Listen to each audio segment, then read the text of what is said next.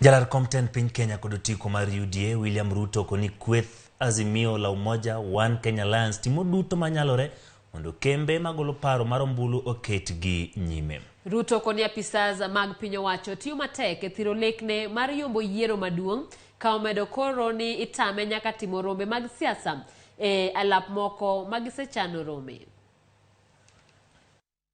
Ogai mar UDA William Ruto mar kweth Kenya Kwanza twenyo ume ni kweth mar Azimio chalo kagi mosebedo magolo paro mag ombulu mosebedo kaketo ogai mar Azimio la Umoja One Kenya Alliance Raila Odinga kod atamalo mojuol ne mar Ruto. Our competitors have realized that they have lost this election. And as a result, in panic, they have sponsored all manner of opinion polls. We are concerned about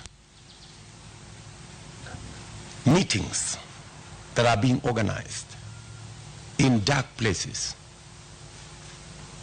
to orchestrate disharmony, to orchestrate conflict, and to plan what is not good for Kenya. Ruto ngurne dwache mar timo rombe siasa kuonde kaka Bukungu Stadium kod Nyayo Stadium ipimone muya, kata kamano nyiso chir mar biro dhi nyime kod timo romo mare mogik e alap mar tuke ma Nyayo Stadium.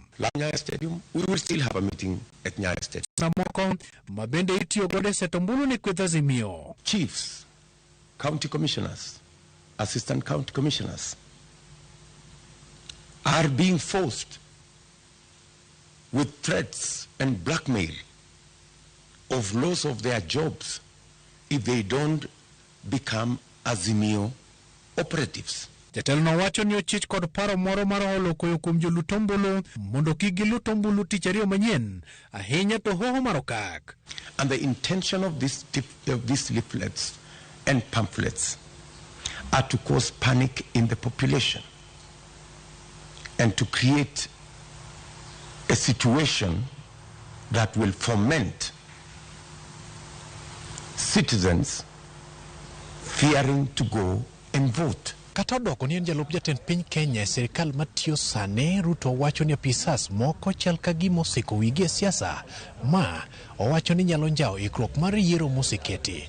Kata kamano Ruto wacho ni en kod adier ni yiero no biro bedo kod kwe. Walter Nyambaga, Ramogi TV. Kad jot ma jalup jatend piny Kenya, Karen, Nairobi.